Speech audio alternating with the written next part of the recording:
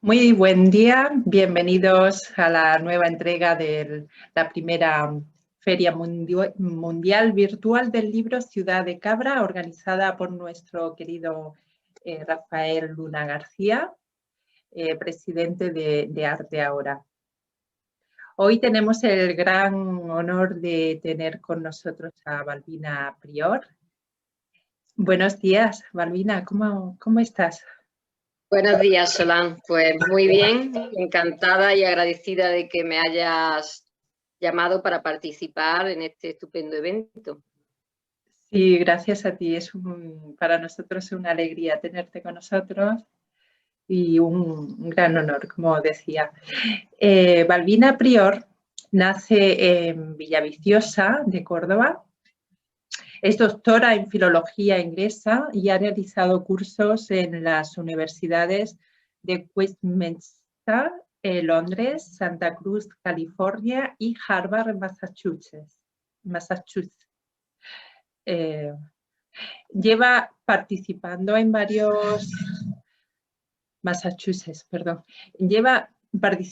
varios proyectos poéticos desde los años 80 y su obra se ha reseñado en numerosos suplementos literarios y revistas internacionales, como Hofra en USA, Baquiana, USA, Biblia, Portugal, La Avispa, Argentina, Millennium, México, y españolas como literaturas.com,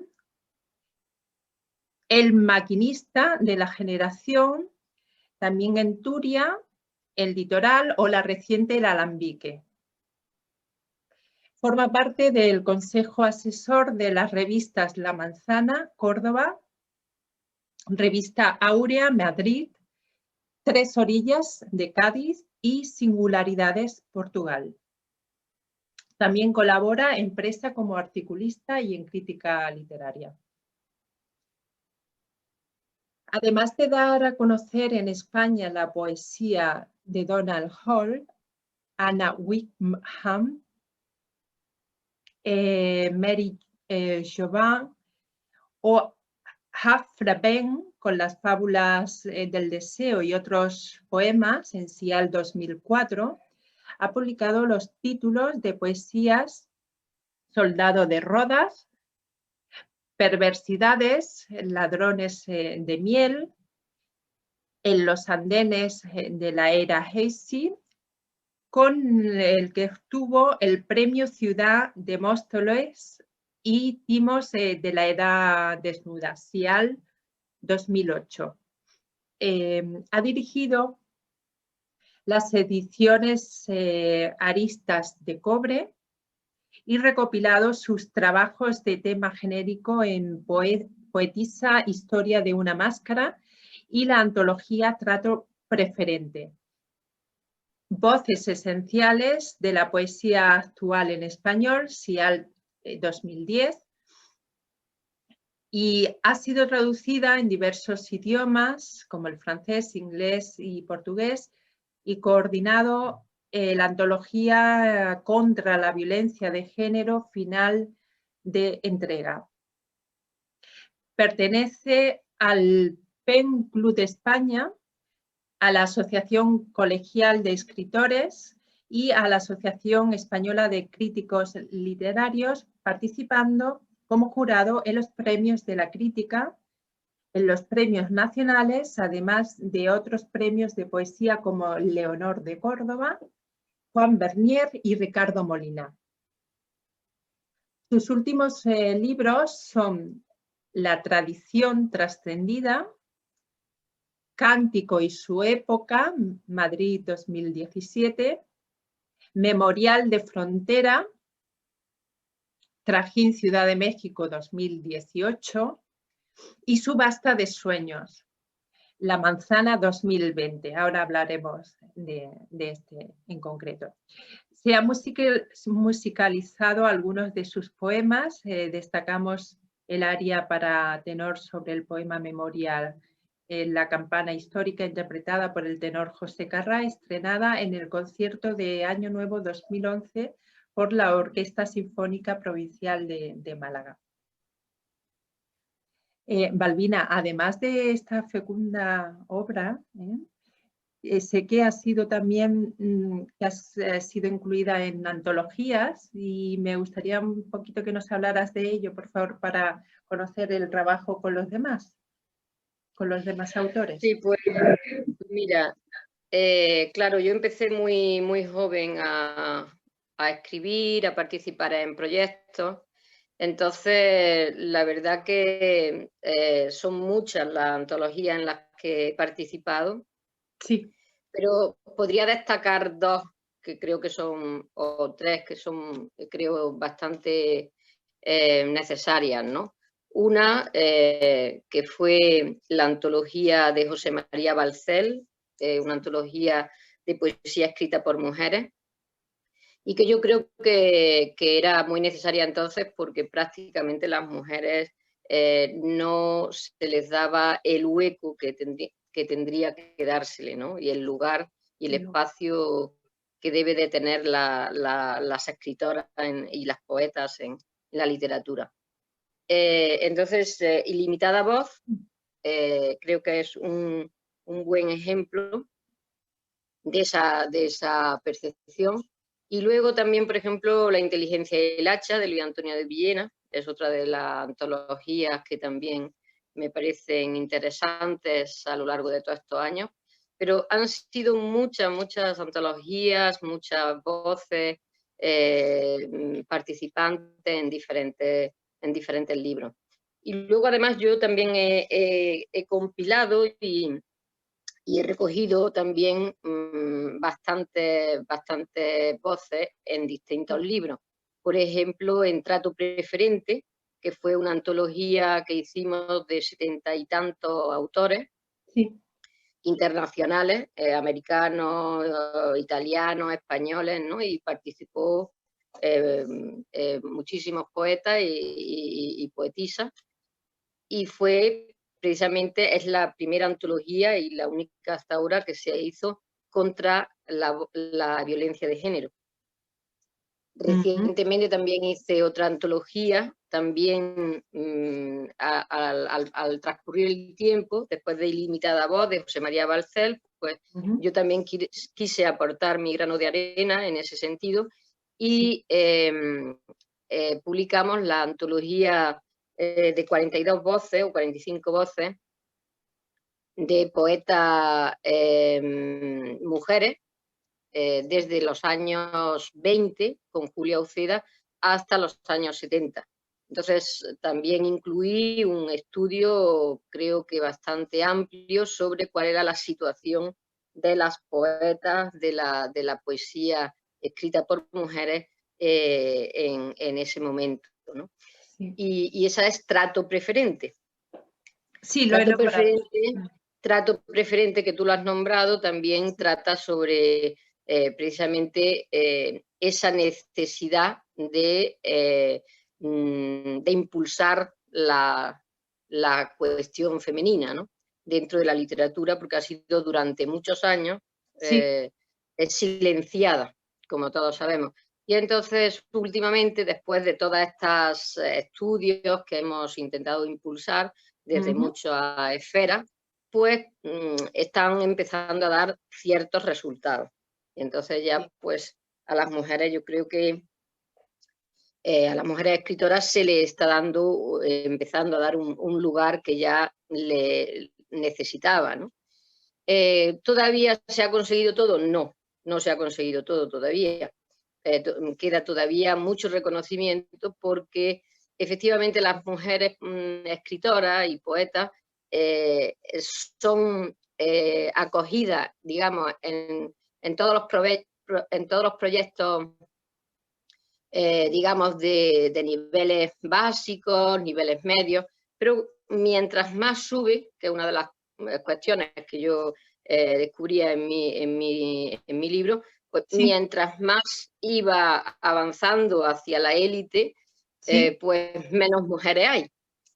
Entonces, se daba el caso, por ejemplo, de Francisco Rico, que hizo una gran antología, una antología extraordinaria, pero con un escasísimo número de mujeres.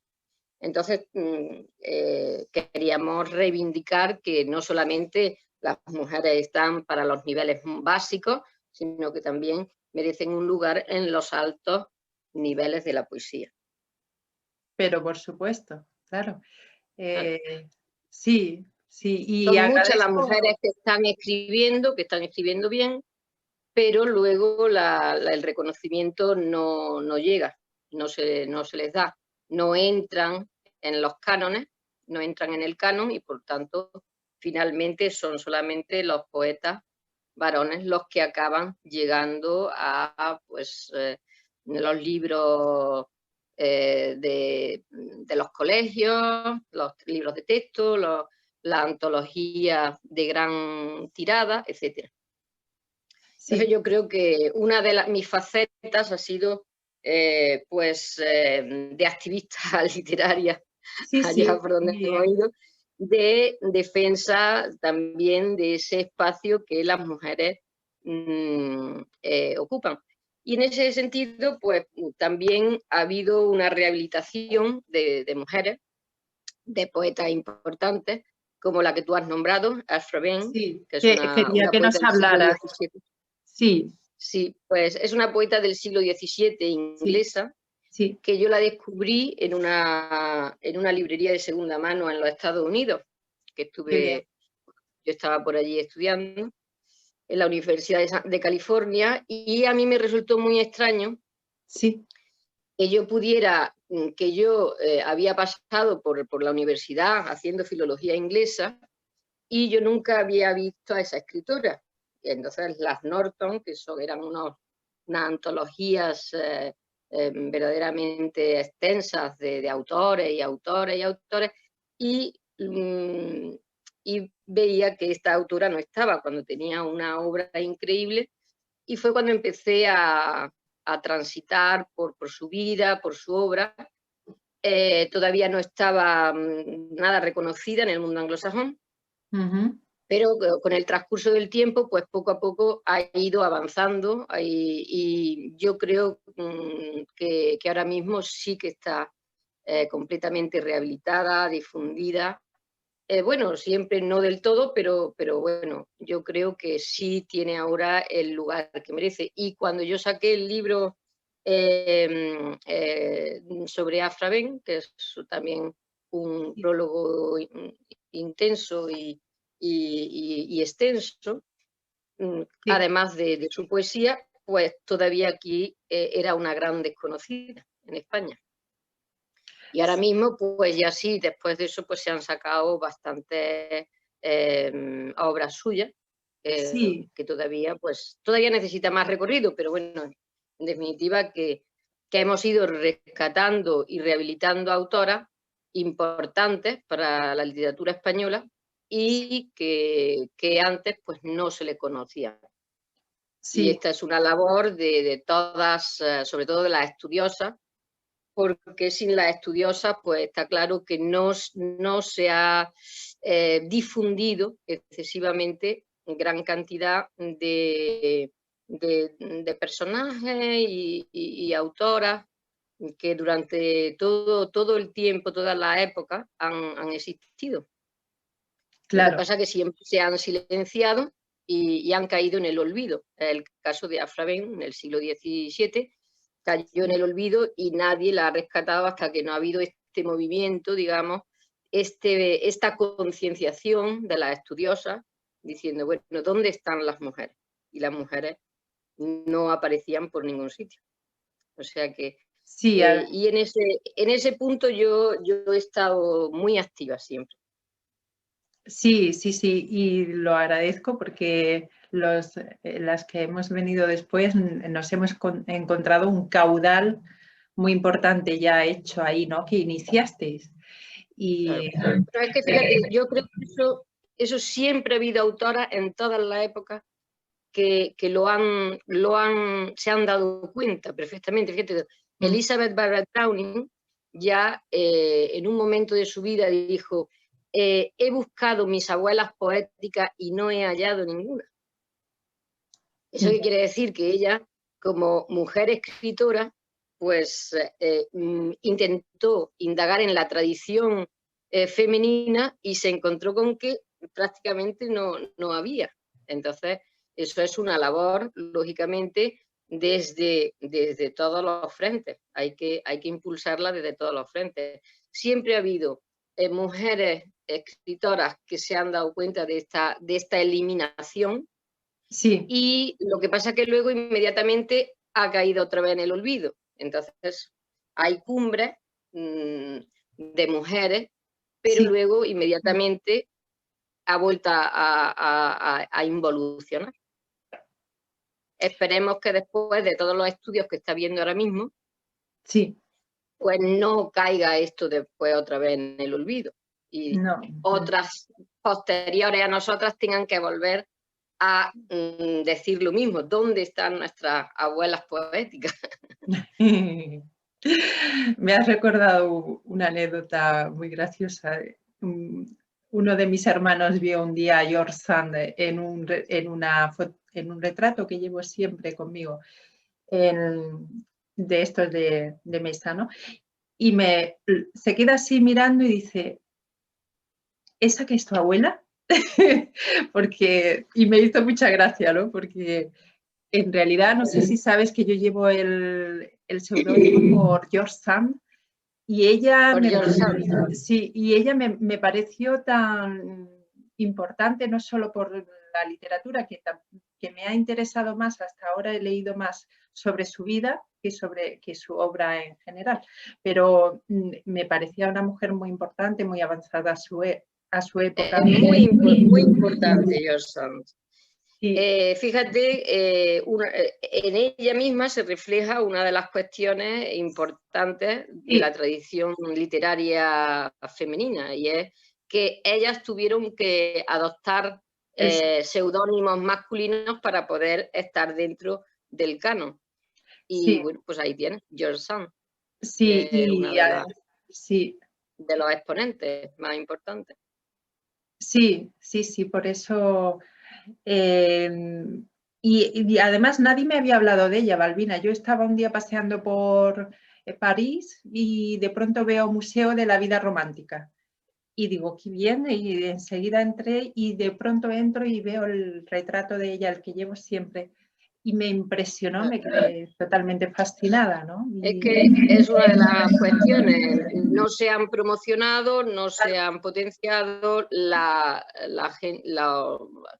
los espectadores, los lectores no conocen a estas autoras. Bueno, George Sand es una de las grandes, que sí que ha tenido bastante recepción crítica, pero hay otras absolutamente nada, ¿no? Entonces, esa es la labor que tenemos que seguir haciendo, sobre todo las estudiosas y las investigadoras. Luego tenemos buenas excepciones dentro del mundo investigador masculino que también se están acercando. Sí. Y bueno, pues es lo que hay que seguir ejerciendo en esa línea. Sí. Y George Sand incluso se vestía de hombre para ir a las tertulias literarias, bueno, pues o sea, que había ese problema. No todas las limitaciones, las mujeres han tenido muchas limitaciones. Sí. Entre ellas, pues incluso no las dejaban leer. Y bueno, pues ahí tenemos María Cegarra, una poeta de Murcia, y ella pues se quedó ciega de leer por la noche, en malas condiciones, en fin, una serie de cosas que le impidieron pues ejercer su función. Y cada vez están saliendo más mujeres en ese aspecto. Y lo peor de todo es que no desarrollaron su obra literaria en condiciones. Entonces, lo más penoso de todo es que no se creció suficientemente. Crecieron algunas, porque eran tan fabulosas que no se le podía poner puerta al campo, pero el resto ha sido muy desfavorecida y por tanto pues sus obras literarias no han fructificado. Pilar de Valderrama, por ejemplo, que es la Guiomar de Antonio Machado, pues es una escritora que estaba en el mundo literario en esa época de Antonio Machado Sí. y fue la musa para Antonio Machado, pero su desarrollo poético de ella misma, que era escritora, pues no fue el que podría haber sido, ¿no? Sí, sí, sí. Eh, El es- lastre que han sufrido las obras de las mujeres, pues ha sido importante. sí, en mi novela de Lo amado y perdido he tratado este tema en la protagonista, que es escritora, eh, y a ella le ocurre, ¿no? Y cuenta la dificultad para salir adelante. Y desde el punto de vista de la psicología y del psicoanálisis he tratado el sufrimiento que puede llegar a producir, ¿no?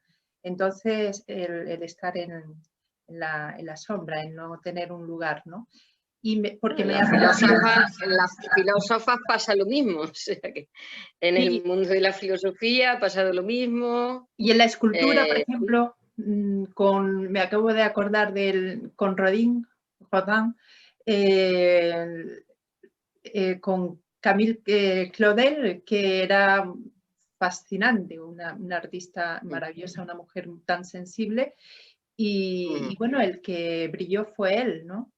Y Eso. ella, Hay muchísimos ejemplos dentro de todos los campos y bueno, pues poco a poco se están empezando a valorar obras, etcétera, etcétera. Pero ya digo que las obras han sufrido grandes lastres, precisamente porque no se pudieron desarrollar en libertad durante tanto tiempo, ¿no? sí, y ahora que ha salido la narrativa, me gustaría que nos contaras qué trabajo tienes en narrativa, que sé que también tienes publicado. Sí, sí, he publicado microrrelatos y Sí. también, pero vaya, no me he centrado mucho en la narrativa, más ha sido en la crítica literaria, más en la Sí. poesía y bueno, Los dragones rojos fue un capricho mío, porque quería hablar de la época, digamos, cuando se eh, Ujú. el Partido Comunista Sí. fue legalizado y entonces pues es digamos, una narración hablando de cómo lo vivimos y cómo lo viví yo en aquel momento, ¿no? Desde el Ujú. punto de vista de una chica de 12, 13 años, ¿no? Y bueno, pues todo eso es lo que yo he transmitido en la narrativa, pero en realidad lo que a mí me interesa es la poesía. Sí, cada vez más la narrativa me parece demasiado extensa y no tan sustanciosa como llega a ser la poesía. Eso yo lo había percibido, me lo habían contado, pero ha sido hace unos años cuando yo he sido consciente perfectamente de eso. Me encanta la narrativa como es natural, pero la sustancia y la intensidad que tiene la poesía mm, no la encuentro en la narrativa. Claro, un verso, la densidad de un verso es algo. Sin embargo, me parece importante tratar, por ejemplo, para mí ha sido muy importante Marguerite Duras. Ella, y yo intento aprender muchísimo de ella, porque ella trabaja cada frase como si fuese poesía, cada verso, como si fuese un verso. En ella Es una gran es cumbre en la literatura, por supuesto. y a mí Claro. me ha enseñado, siempre estoy aprendiendo de ella porque realmente cada frase que dice es de una densidad. Entonces, ahí sí me llena mucho, ¿no? Ese tipo de literatura, de narrativa.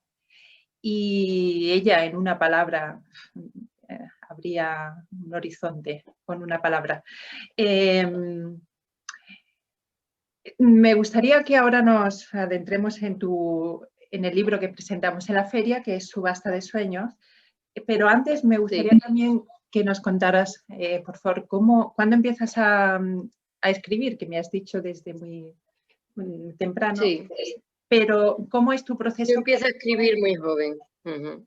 Sí, sí. Empiezo a escribir muy ¿Y joven cómo? ¿Cómo empiezas? y bueno, pues estas cosas que parecen pues tópicas y típicas, pero así es, empieza ya desde niña, lo Sí, vas teniendo eso ahí, pero no le das demasiada importancia. Por supuesto, alrededor no hay nadie que te pueda echar una mano, no, tampoco se lo dices a nadie, pero luego poco a poco sí que cuando ya tienes una edad y esa sensación que tienes ahí, tienes que sacarla de alguna manera, pues es cuando yo empiezo a buscar alrededor, a ver dónde hay o dónde puedo, de alguna manera, eh, desarrollar esa realidad que ya me estaba ocurriendo. Y fue cuando ya me topé, pues con, bueno, me topé porque yo fui a buscar esos grupos poéticos, empecé a moverme en los movimientos literarios y contacté por grupos como Zubia, pues Antorcha de Paja, el grupo Cántico, qué bien. eh, toda la gente que estaba en esos momentos alrededor y que yo, por supuesto, tenía que ir a conocer y a encontrarme con ellos, porque no era fácil. Ahora sí hay muchos sitios donde dan talleres, pero entonces estas cosas eran muy de grupitos y no Sí. era fácil hallarlos. De hecho, antes de encontrar grupos serios, encontré otros que eran, bueno, cualquiera que te los encuentra hubiera huido. Pero bueno, yo fui resistente y topé con gente muy de altura. Recuerdo también en Granada los grupos Mm. de Granada, o como Juan de Losa, por ejemplo, que Sí, ese un momento. programa, Mm. tenía un programa maravilloso que era Poesía 70. Me llevó un amigo allí y me dijo, te voy a hacer un programa. Y me dedicó, después me dedicó un programa entero a mí, Juan de con Losa. unos poemas Sí. que yo le llevaba. Y bueno, pues son gente que va ayudando a los nuevos poetas que van, cuando él ya había hecho cosas maravillosas en su programa Poesía 70, había entrevistado a los más grandes, ¿no? Y sin embargo me dedicó a mí un programa, a mis poemitas, Sí. a mis poemas. Mm. Y bueno, pues es un poco ese transitar por todas las corrientes literarias. Conocí a muchos poetas y bueno, pues unos mejor, otros peor. Yo creo que todos ellos han formado parte de mi infancia poética. Sí, en ese momento de Juan de Losa está el Manifiesto Sur, la canción de cantautor.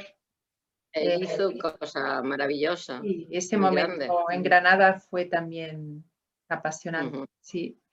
Y ¿cómo es tu proceso creativo? ¿Es cuando estás viviendo una situación difícil? ¿O es Bueno, después cuando... ¿Cómo es? sí, hemos hablado anteriormente, ¿no? Yo me crezco mucho cuando estoy en el momento concreto y veo lo que está sucediendo y lo veo claramente, y entonces es cuando necesito escribirlo. Pero la poesía no es solo necesidad, la poesía es mucho más que necesidad. Eso lo he comprendido bastante después de cuando empecé a escribir. Em, por eso, para mí la creación, y Sí, esto lo escribí y lo he publicado, es como una vieja llama, una vieja fábrica en llamas. Y en esa vieja fábrica tú entras de vez en cuando para encontrar algunos enseres. Claro, no todo el mundo lo encuentra, no todo el mundo descubre y llega a ser poeta.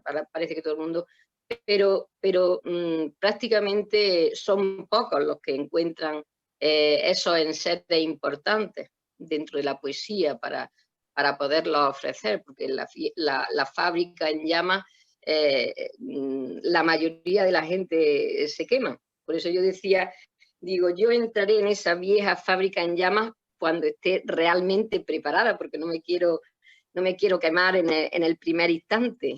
Claro.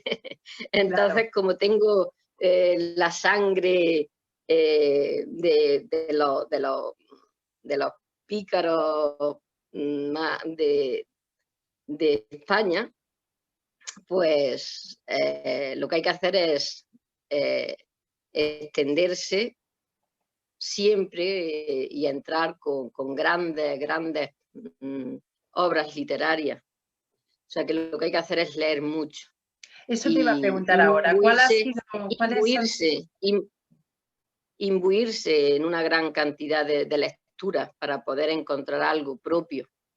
Y eso es muy difícil. En eso estamos, en esa búsqueda estamos todos.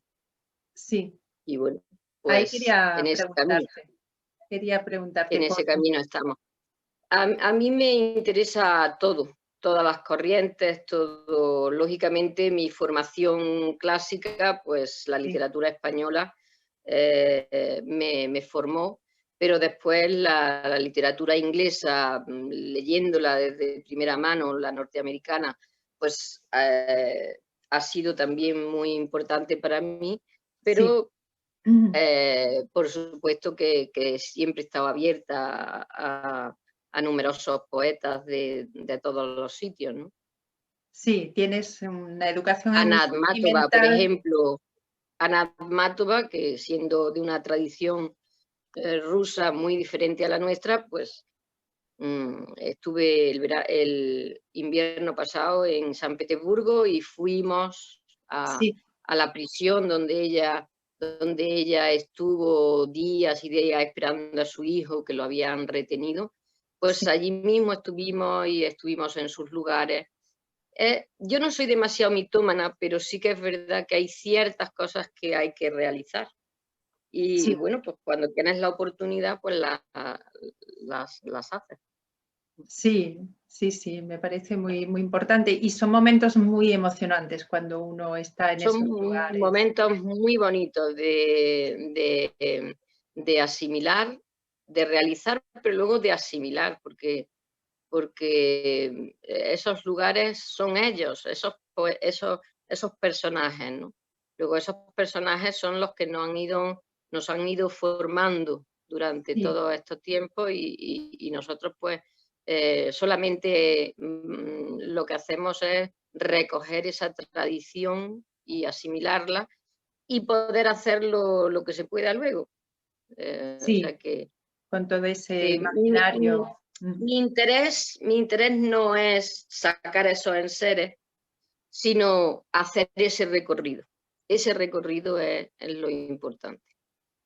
Sí, para poder crear y poder, con todo ese imaginario, con toda esa educación sentimental, que es muy rica en tu caso, pues crear, y uno intenta crear, ¿no? Y Exacto.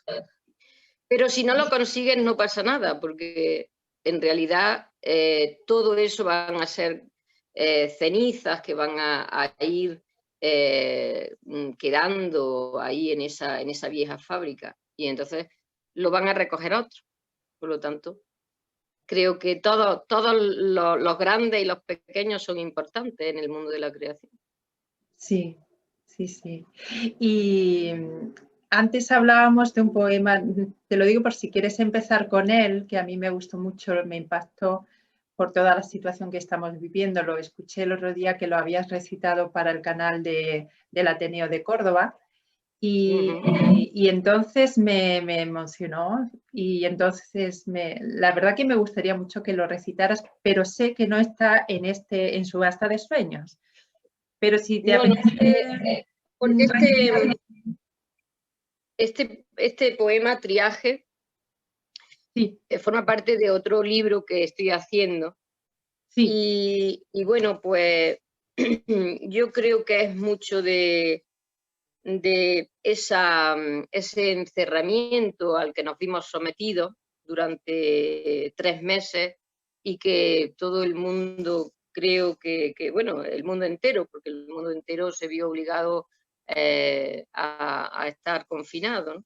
ujú, Y ahí es donde yo escribo este poema. Muchas gracias. Triaje. Mientras los aplausos se van apagando en esta noche que desempolva viejas cajas al recuerdo y con deseos de volver a lo esencial, en el letargo caigo detenida, dejando atrás días de bulla, días de balcones vacíos por el alma asmática de sus dueños, de tantos minutos al teléfono gratis y sin usar, de antiguos amigos aparcados, pues volvemos la cara al tiempo y estamos en manos de cualquiera. Mientras los aplausos se van apagando en los balcones, nos han detenido la prisa, subsidio para no pensar, pillaje a nuestros sueños, hambre de piel, sed de fénix renacido y jaque mate al padre del rey. Nos han detenido y estamos desnudos frente a la soledad, y aunque recibimos instrucciones contra el pánico, mientras las mascarillas llegan, cubrimos el rostro por la sombra todavía del extraperlo, homologados a la nueva moda de eludir nuestra íntima pandemia. En un último esfuerzo para no saltarnos el estado de alarma. Cuando los aplausos cesen, no temas, también el triaje habrá acabado, que decide frenéticamente si vives o mueres. Entonces las flores disecadas volverán a los cementerios y a los libros de poemas que nos regalaron. Los estantes quedarán orlados por la intemperie, las grúas a inmolar arroyos y montes, los balcones quedarán vacíos, volveremos a las prisas sanadoras y la encrucijada inmemorial de nuevo se abrirá ante nuestro verdadero destino. Muchas gracias. La verdad que... Es que verdaderamente el problema es nuestra íntima pandemia, que vamos a tener que seguir enfrentándonos a ella después de estos confinamientos, después de todo esto que estamos viviendo, pero al final tendremos que volvernos a enfrentar con nosotros mismos. Y bueno, pues seguiremos con las prisas que la verdad que hacen que no pensemos en lo que hacemos, en lo que nos está sucediendo, ¿no? Quizás lo que yo descubrí en aquel momento de intenso y terrible estado de tener que estar confinado fue que la gente, en realidad, todo lo que es la prisa y tal, lo estábamos echando de menos, porque es muy duro estar solo y es muy duro estar pensando en la triste realidad que muchas veces tenemos. Sí. Bueno, ya que has salido, que has comentado, para mí no era nuevo el aislamiento. Yo llevo en La Victoria, siempre he estado viajando, he vivido en una ciudad, en otra, y volví a La Victoria, que no sé si lo conoces, es muy pequeño, un pueblecito muy pequeño, y está a 30 minutos de Córdoba. Y me aislé desde el año, desde marzo de 2015, para escribir la obra que he presentado ahora. O sea, que estoy publicando, pero es que ya llevo trabajando muchos años y trabajo en la universidad online y por eso he podido, pero realmente tuve que apartarme, porque cuando uno está en ciudades, en Málaga, en Madrid, en París, son ciudades que son para vivirlas. Y te absorben, claro, sí. No, lo cierto es que, bueno, cuando el aislamiento es porque tú lo propones, pues puede tener muchas ventajas importantes, pero el problema es cuando no es elegido. Sí. Ahí sí que empieza una tortura para la gente, ¿no? Sí, y nosotros tenemos la literatura, bueno, pues, la poesía, se está pasando mal y eso es algo que bueno, quedará para estas generaciones, pero finalmente se olvidará. Yo no creo que, porque había gente que decía, algo quedará de esto, algo quedará, pero pero la gente rápidamente olvida y vuelve a caer otra vez en las mismas cosas que teníamos, ¿no? Y la humanidad pues seguirá desarrollándose de la misma manera con sus facetas positivas, sus facetas negativas. Y bueno, pues no se van a eliminar. El mal no se va a eliminar de la faz de la tierra.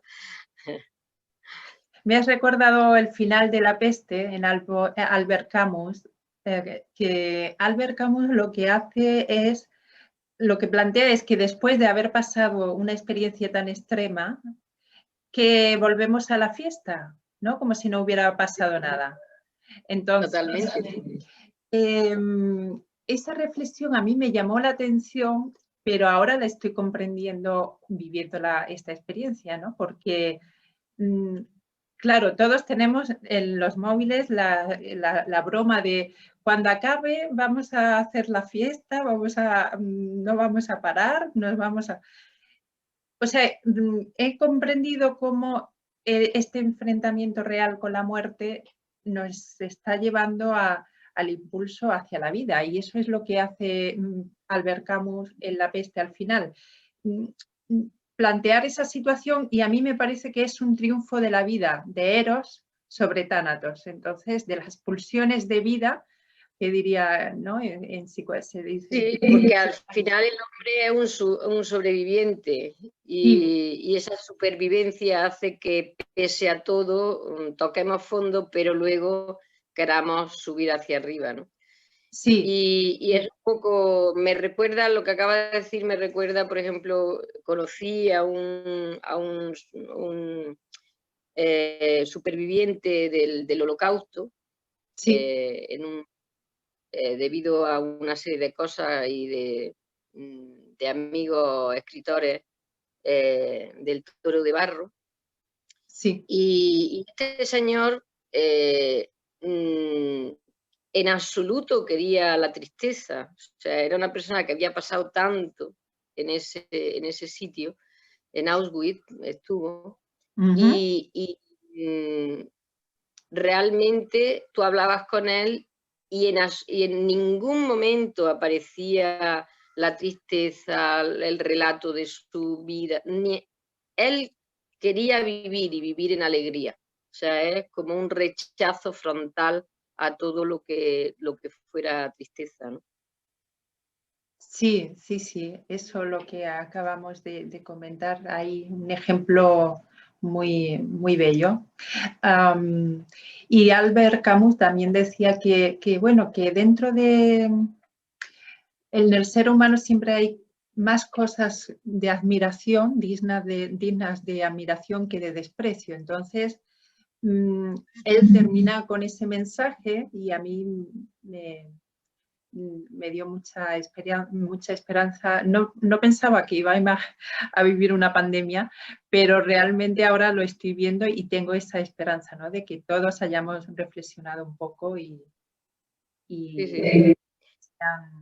Exactamente. Muchas más las cosas bellas que... En mi libro, en el libro, uno de los últimos, que es de Timo de la Edad Desnuda, que es un libro a veces duro también, pero finalmente hay un poema que lo escribí precisamente porque hice un viaje por todas las zonas, digamos, relacionadas bueno, fue casi casual, pero luego me di cuenta que habíamos estado por toda la zona del el problema judío, ¿no? Y de los nazis. Entonces, al final hice un poema que se llama Sublevación en el gueto y es un poco también relacionándolo con nuestra vida. Si quieres te lo voy a leer. Por favor, sí. Y es relacionándolo con nuestra íntima pandemia, que es la enfermedad y al final la muerte, que es donde desembocamos. Y eso es realmente una tragedia para el ser humano, ¿no? Sí. Y este poema pues, habla de los sitios donde yo estuve y de los lugares por donde yo estuve, pero también es esa dificultad que tiene el ser humano y que al final es un viaje que conduce a la muerte, ¿no? Entonces, pero finalmente hay un poquito de esperanza. Se llama Ajá. Sublevación en el gueto. Ujú.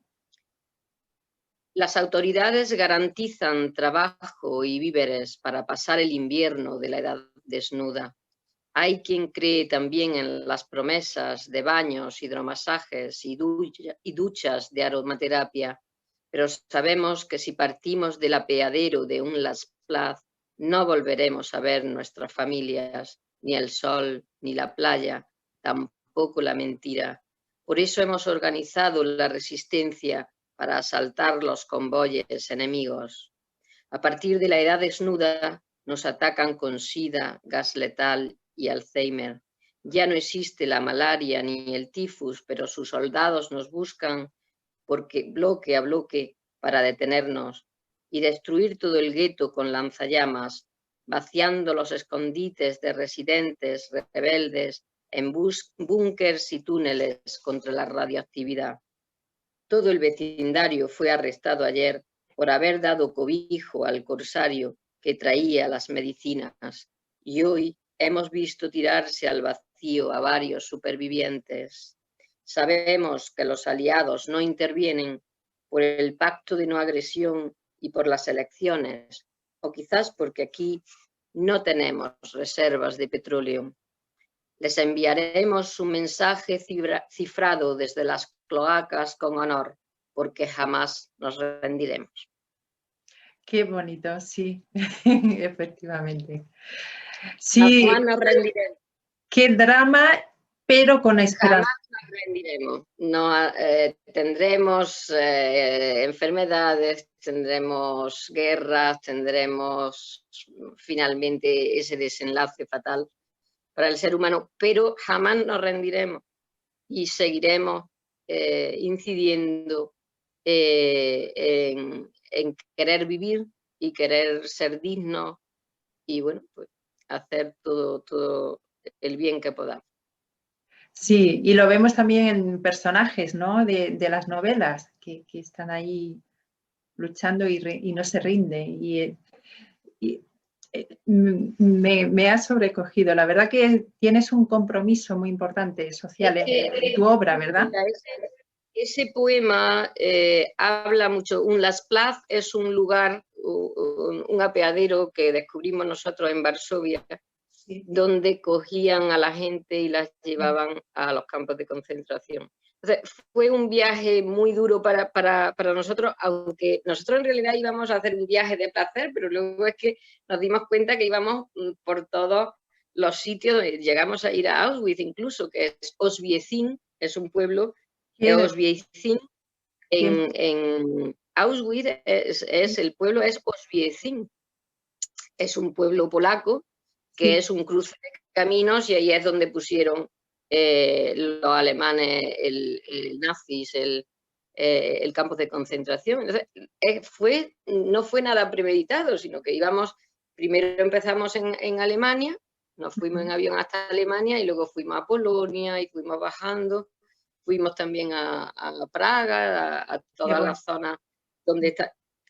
Y es que nos íbamos encontrando toda la problemática que había dejado, bueno, exterminado los nazis por toda esa zona, ¿no? Y el dolor judío, en fin, de los niños. Hubo ciertos sitios bastante duros porque había cementerios, en fin, sitios muy, muy complicados que realmente nosotros estábamos sorprendidos, ¿no?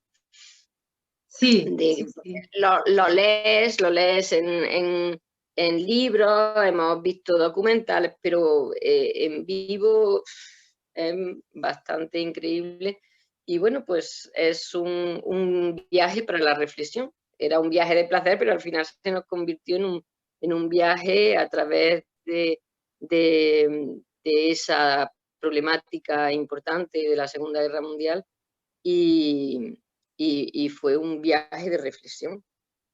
Sí, Yo creo que en realidad en Europa qué conmovedor. todavía todo ese desenlace y lo que ocurrió todavía no está totalmente asimilado. De hecho, hace poco estuve en Ámsterdam y estuve en un pequeño museo, porque yo en Ámsterdam he ido muchas veces, entonces ya aprovecho para ir a sitios muy determinados ya, ¿no? Y había un pequeño museo dedicado a la Segunda Guerra Mundial. Ujú. Y bueno, pues un poco es la autoafirmación de lo que ellos hicieron, un poco justificando el colaboracionismo que tuvieron, pero claro, porque cuando entra el terror por la puerta, ¿quién es valiente, no? Entonces, yo creo que Europa, en muchos de estos países, hay pequeños museos. En Noruega visité otro también. Son pequeños museos dedicados un poco a justificar ese colaboracionismo que es injustificable. El colaboracionismo es injustificable, pero es que el ser humano es cobarde y no es valiente. Entonces, de alguna manera, he estado visitando en muchos sitios este tipo de lugares, y yo creo que Europa sigue con esa herida, totalmente abierta. Sí, esto lo viví también en Buenos Aires, ¿no? Yo he tratado en la segunda novela la dictadura de Videla y por amigos, testimonios que tengo muy cercanos y muy queridos. Y bueno, y cuando fui al museo a visitar la verdad que, y escuché a las madres de Mayo allí en los museos, ¿no? Y empecé a llorar y no podía parar. Era algo, y ya había escrito antes, pero no había llorado cuando estaba estudiando, estaba escribiendo, sino allí, viviendo la experiencia. Sí, El problema fundamental es que el ser humano, para poder cerrar las heridas, tenga que justificar que ha hecho cosas que no debía hacer.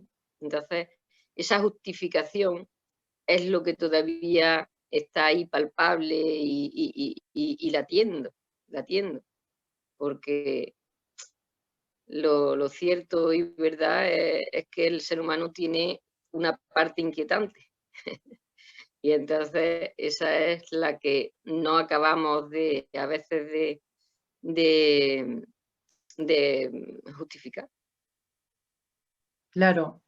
Sí, fíjate que en Buenos Aires tenían detrás todo lo que había ocurrido, todo el error nazi, pero eso ha sido una reflexión después, o sea, se han dado cuenta que lo tenían atrás, o sea, pero nunca, esos jóvenes nunca llegaron a pensar lo que les llegó, ¿no? Nunca, ninguno de ellos, bueno, según los testimonios que yo he escuchado, no podían imaginar que les iba a caer, y lo tenían en la historia hace unos años. Sin embargo, eso ha sido claro, una reflexión posterior, ¿no? Ya cuando han vivido la experiencia, ¿no? Y Subasta Pues si de quieres sueños, Balbina, sí, ¿cómo, sí. qué temas tratas? ¿Qué te Pues gustaría mira, recitar? este es el libro, Qué Subasta de bonito Sueños. es, qué bonito es. Esto es muy bonito, sí. Sí, lo vi el otro día y de momento contacté contigo porque no sabía que lo habías publicado y digo, qué bien. Sí, es un poemario, vamos, en realidad de lo que se trata, porque es una... Ah, Es que hay muchas fotografías. La idea del libro, digamos, que está publicado en La Manzana Poética, fue pues recoger muchas de los artículos, de las reseñas que se me habían hecho durante todos estos años en mi, digamos, mundo poético, ¿no? Sí. Entonces, se comienza, pues incluso, fíjate, este artículo que apareció en el diario Córdoba en el año 88, ¿no? Es uno de los primeros en los que aparecí, y bueno, pues Ay, qué empieza emotivo. desde... Claro, es que Qué son, vea, fíjate, esta es una presentación de una antología que se hizo en Córdoba en el año 87, que se llamaba Poetas Cordobeses de los 90, algo se mueve en Córdoba. Y entonces yo aparezco ahí, era el Ayuntamiento Viejo, con Sí. otros poetas jóvenes de la época, pero que ninguno permanece, ninguno está allá, nadie de aquellas jóvenes poetas, ninguno ha seguido publicando, ¿no? Entonces, el libro de lo que se trata, bueno, aquí una cantidad de poetas, aquí con José Hierro, aquí está José Hierro, en Qué fin, emotivo, qué quiero decir bien. que sí, es un libro que a mí me ha gustado mucho hacer porque que repasa un poco la trayectoria mía. Sí. Ves aquí, por ejemplo, una reseña que me hicieron en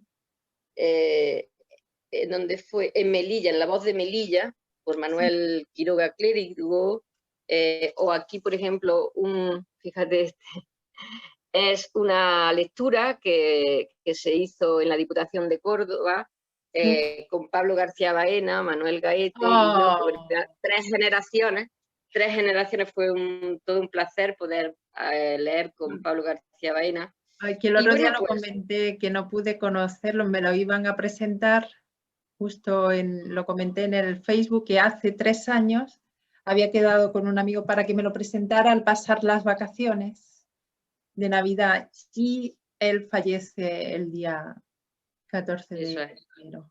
Me dinero, hubiera sí. encantado, me hubiera encantado conocerlo, sí. Exactamente, pues yo conocía todos los cánticos Qué excepto a bien. Ricardo Molina. Y bueno, pues fue todo una lección de vida poder conocerlo, poder leer sus poemas, Sí. en fin. Y bueno, pues es un poco, este libro es un poco un repaso por todo eso, por todas esas personas que hemos conocido, y los que han escrito, por ejemplo, este otro, es una reseña que se hizo, que salió en el Diario de Ávila y Segovia, que lo hizo Juan Manuel González. Sí. Él decía Balbina Prior, la superación del realismo, porque entonces había un enfrentamiento entre el realismo y bueno, pues otro tipo de poética, ¿no? Y, en fin, hay una cantidad de... ¿ves? Aquí, por ejemplo, Ay, qué bonito. Es una que pensaba que era reseña un que libro que se... salió, Sí. Qué una sorpresa reseña porque... que salió en Granada. Yo fui a presentar el libro en Granada y en el Ideal Ah, de Granada me hicieron ese artículo. esta portada, ¿no? O sea, son muchas las... también en Valencia, en la revista Corondel de Valencia, muchas revistas. O aquí, en una presentación que tuvimos Sí, de una antología de Hiperión, que la hizo Sharon Kifi Ugalde, que es esta de aquí, y sí. la presentamos aquí en Córdoba con Juana Castro, María Victoria Atencia y yo, que estoy aquí en esta foto. O sea, Sí, que es un recorrido, digamos, por mi mundo poético y por mi trayectoria poética, aquí también en una lectura, qué bonito, qué bonito. bueno, era el Instituto Cervantes, un homenaje que se le rindió a Gloria Fuerte, Sí, y bueno, eh, numerosos escritos, este es de Juana Castro, por ejemplo, o de otros autores, este de un poeta granadino sí. que sacó en un libro, en una revista de José Lupiáñez, y sacó esta reseña sobre los andenes. Y luego sí hay poesía también, ¿vale? Tenemos también poesía. Qué sorpresa, Hay una Malvina, porque parte... pensaba que solo era poesía, entonces estoy viendo que es un No, libro cargado de es un libro en el recuerdos. que recoge artículos y reseñas que se me han hecho y luego pues tuvimos la idea de ir adornándolo con este tipo de fotografías que han Sí, sido de interés para mí. Este, por ejemplo, fue mi participación en el Premio de la Crítica del 2009, en el sí. Premio Nacional de la Crítica del 2009, en el Palacio de la Magdalena en Santander. Y ahí estamos pues con los poetas y críticos, Miguel García Posada, el actual presidente Ángel Basanta, de premio de presidente de la Asociación Española de Críticos Literarios, y mucha gente, y claro, son repasos aquí tenemos, por ejemplo, cuando presentamos Cántico en el Ateneo de Córdoba, de Madrid, con Luis Antonio de Villena, con Ginés Líbana. Y claro, no podíamos, qué menos que incluir pues algunos de los poemas, ¿no?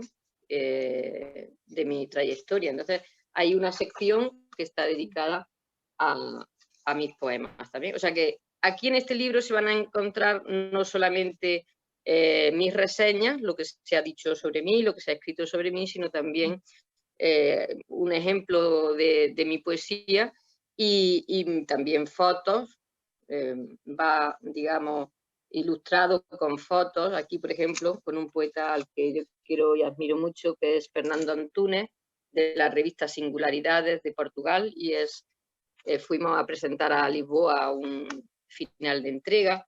En fin, una serie de momentos buenos, importantes para mí, con muchos amigos Qué y conocidos, ¿no? Por ejemplo, cuando estuve en Puerto Vallarta, en México, en un festival de poesía, Letras en la Mar, en fin.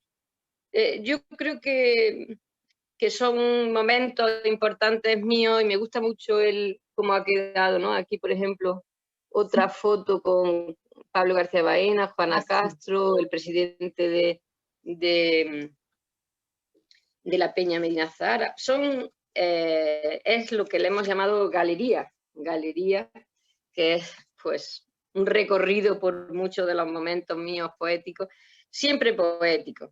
Hay muy poca cosa, digamos, personal, quizás este que es en la casa de Frida Kahlo, en México, Ah, qué bonito. en Coyoacán. Qué Sí, libro, hay muy pocos.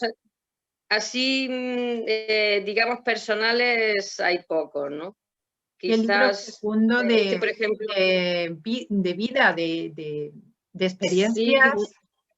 muchísimo. ¿Y dónde Es lo que podemos localizar, Balbina? A mí me está interesando. fíjate, pues, fíjate, podía haber, la manzana poética, contactando con la manzana poética se puede conseguir. Sí, ¿verdad? Porque acaba de Sí. salir y yo no sabía dónde Sí, localizarlo. acaba de salir, todavía no lo hemos presentado, lo vamos a presentar, pero todavía no lo hemos presentado y como está la situación como está, pero sí que lo queremos presentar porque es que para mí es muy especial este libro porque es que resume un poco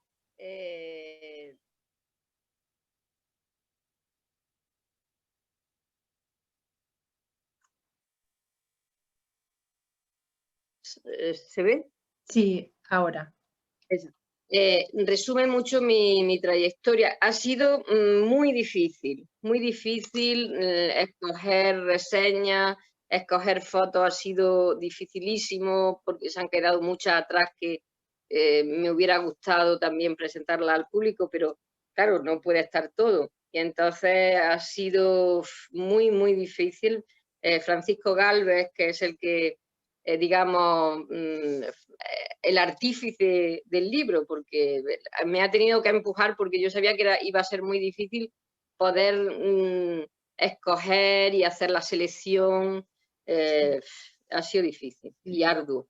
Entonces, pero bueno, finalmente yo creo que hay una selección aquí bastante importante, no solamente de mi poesía, sino también de las reseñas y también de esos momentos poéticos importantes. Yo creo que hay poco personal, digamos, hay poca cosa, ¿no? Porque es que ya no hubiera, solamente por ejemplo y también con un significado literario, porque esta es una fotografía delante del pabellón dorado, en el templo Kinkakuji de Japón,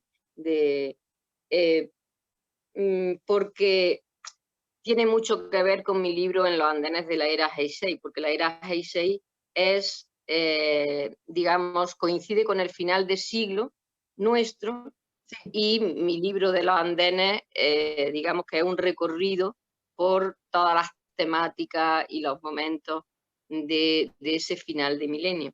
Y entonces me pareció que era importante que estuviera Japón presente, que fue el cierre, digamos, de ese libro, ¿no? De Heisei, que lo he comentado antes, sí. ¿Y todos esos libros dónde están? ¿Tu obra en general?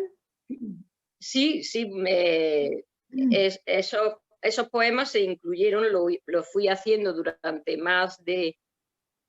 fueron más de 10 años, se tardó mucho en hacer el libro porque se fueron haciendo conforme iba a sitios y los conectaba con lo que estaba ocurriendo en el momento histórico, ¿no? Y entonces pues tardó mucho tiempo, incluso habían salido, antes de salir el libro ya los poemas habían salido aquí y allí. Claro. Y finalmente fue por el que conseguí el premio Ciudad de Móstoles. Se sacaron reseñas en el ABC Cultural. Este es uno también de los que vienen aquí incluidos, la reseña que hizo Juan Carlos Suñén en el ABC Cultural. Sí. Vale. Entonces, o sea, quiere decir que va recorriendo bastante la trayectoria que he seguido desde que empecé hasta nuestros días.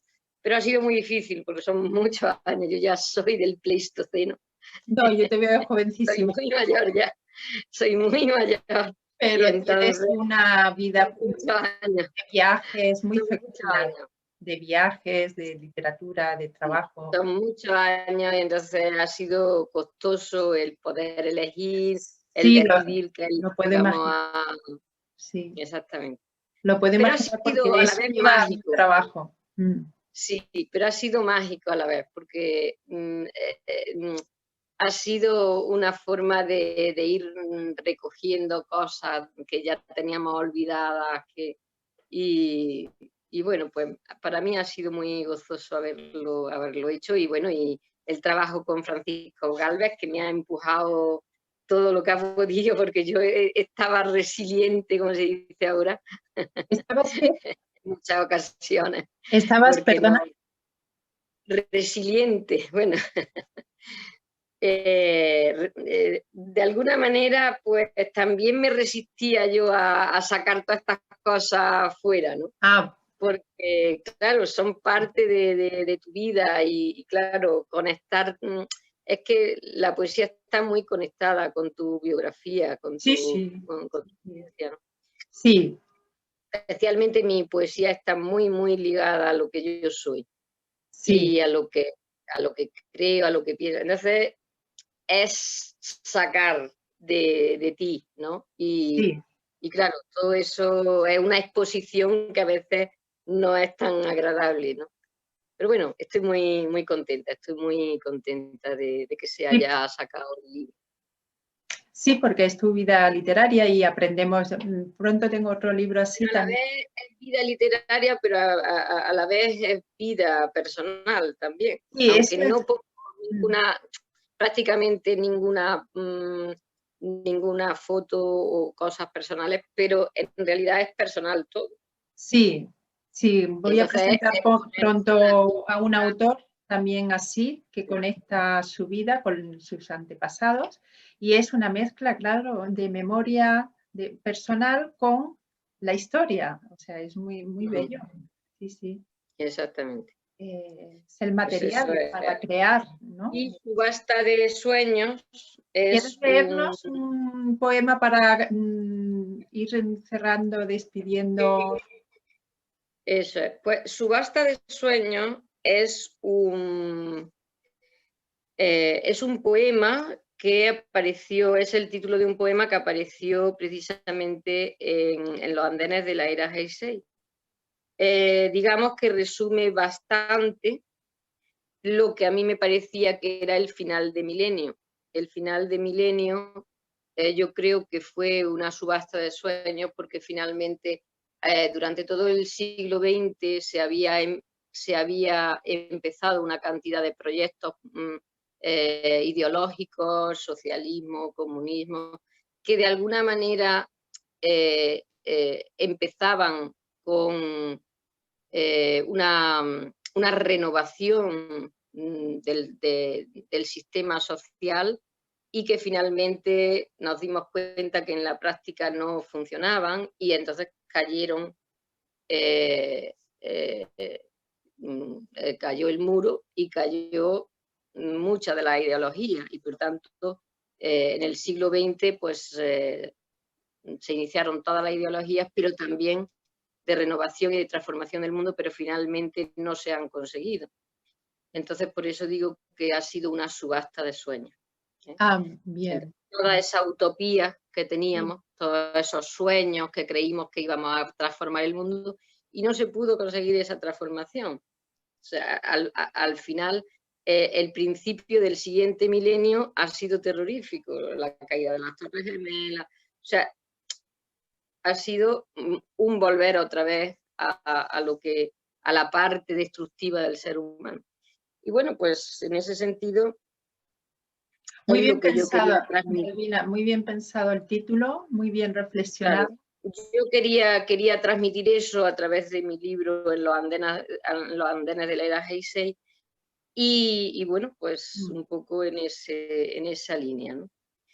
Para terminar, si quieres, podemos hacer un homenaje a la literatura, un homenaje a la palabra, ¿no?